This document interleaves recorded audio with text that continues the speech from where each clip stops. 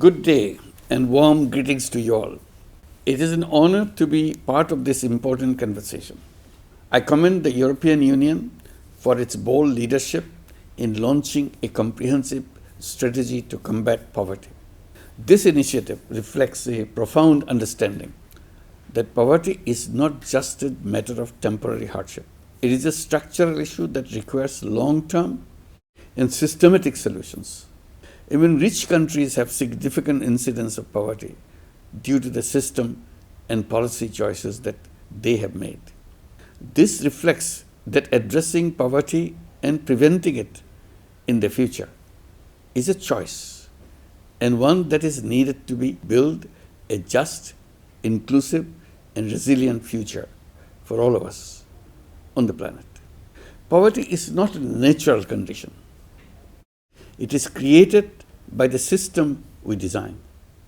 It's a direct consequence of systems that exclude, marginalize, and deny opportunities to the people, particularly women, youth, rural populations, and linguistic and cultural minorities.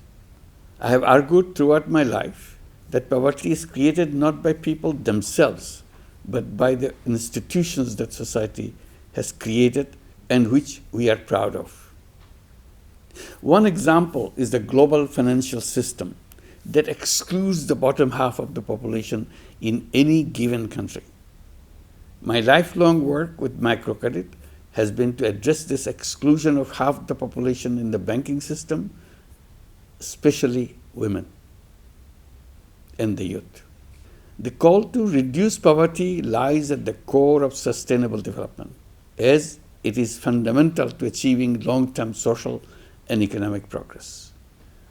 The United Nations Sustainable Development Goal number 1, no poverty, aims at eradication of poverty in all its forms everywhere by 2030.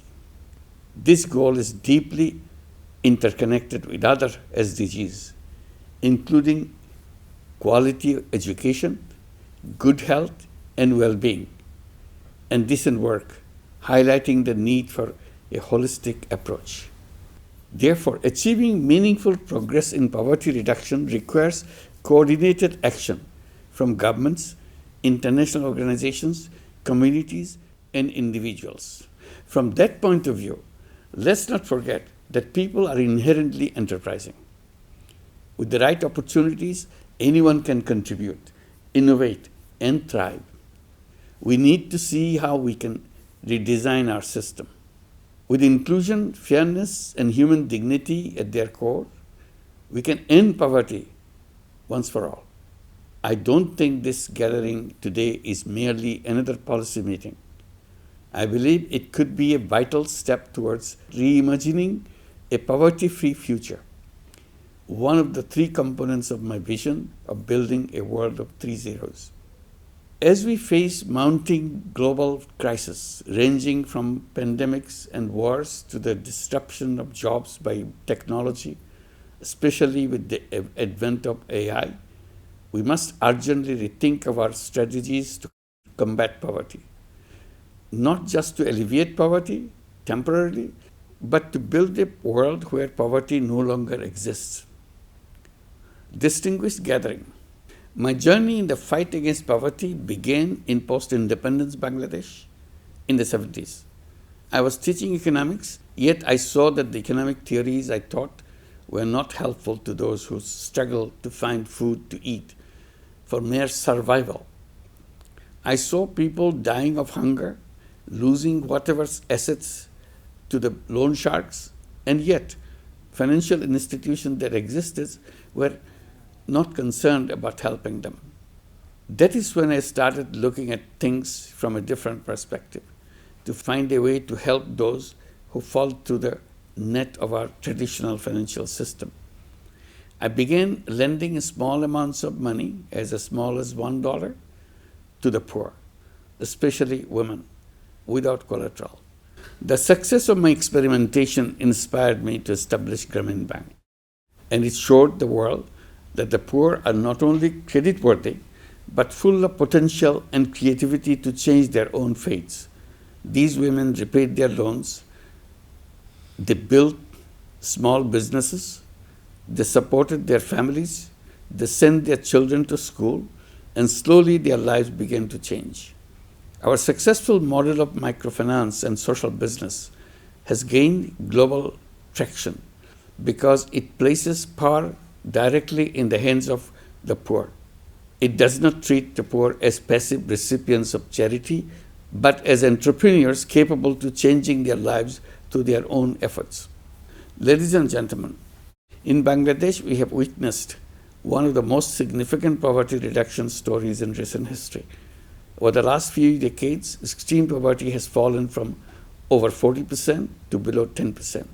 And microcredit has contributed to this success, reaching millions of households, particularly women in rural and hard-to-reach areas, and enabling them to start businesses, earn income, and invest in their families' health, education, and welfare. In fact, microcredit provided the poor with access to finance, something the traditional banking system had always denied, and turned them into entrepreneurs, not job seekers. This access empowered women, created entrepreneurship, and promoted grassroots economic growth. Some might argue that the model can work for developing countries but wouldn't suit richer ones. But poverty exists in richer countries too.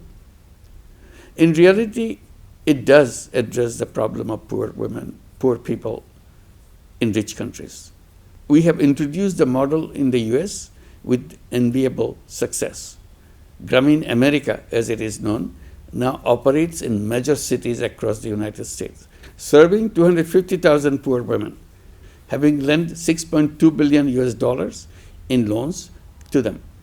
And the institution is sustainable, covering its own cost, making it capable of further expansion. Just like in rural Bangladesh, these women start mini businesses, generating income and transforming their lives. And the repayment rate is almost 100%. Again, this proves something vital, that poverty exists everywhere, but so does the human potential to overcome it. We just need to redesign our system to give people the tools, enabling economic system and the space to flourish. Let's not forget that we live in a deeply intertwined global economy. Anti-poverty strategy of any country or community, for that matter, must factor in its partnership with the rest of the world. Against the above backdrop, I would like to present 5 specific proposals as we continue our discussions on the EU anti-poverty strategy. First, doing business needs a makeover. We can promote and scale social businesses as vital drivers of poverty reduction by empowering communities through sustainable and locally led economic solutions. Second, we need newer ways to invest in innovation. We can consider establishing an EU Global South Innovation Fund to support community-driven digital and climate-resilient solutions for poverty reduction, while increasing concessional climate financing for vulnerable countries to protect poverty-prone communities from the growing impact of climate change. Minimizing vulnerabilities of the climate-displaced or impacted people can help curb irregular migration and address a core source of poverty. Third, reducing poverty elsewhere will strengthen EU's own anti-poverty drive. We can enhance fair trade access and simplify GSP Plus schemes for least developed countries and transitioning economies to generate sustainable livelihoods. This can stop flows of economic migrants towards EU and liberate resources for more productive use. Fourth, tapping global talent pool can be key to economic prosperity. We can develop more legal migration pathways and promote labor mobility partnerships to ensure safe migration, skills transfer, and inclusive economic opportunities. And finally, we can strengthen support for inclusive local governance and civil society engagement to enhance the transparency, accountability, and effectiveness of anti-poverty strategies. Distinguished guests, ladies and gentlemen, we must face a simple truth. Poverty is not created by the poor, but by the system we have built. It is our responsibility to rebuild the system, to put people and the planet first.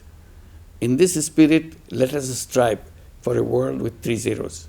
Zero poverty through zero wealth concentration. Zero unemployment by unleashing entrepreneurship and creativity in all. And zero net carbon emissions. Indeed, this is not a utopian dream.